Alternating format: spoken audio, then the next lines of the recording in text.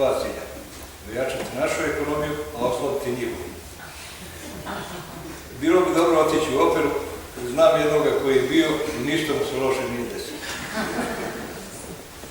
Kada piše malo, a pametno i duhovito, ali ne bude tako odmah, nego malo kasnije kad shvatiš, pa ti bude drago što si shvatio, to je aforizam. Šta bi bio Nikola Tesla, da je iz Like otišao u Srbiju umjesto Amerike? Bio bi izbjeglica. U Srbiji Karađorđe, u Hrvatskoj Karamarko, a kod nas ko stigne.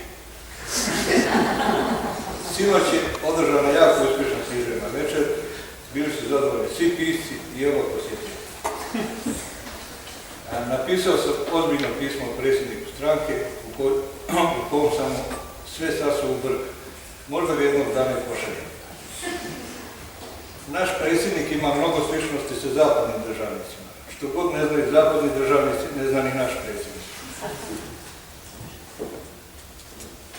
Obrazovanje je napredovalo, da sad ne moraju biti pismeni da diplomiraju.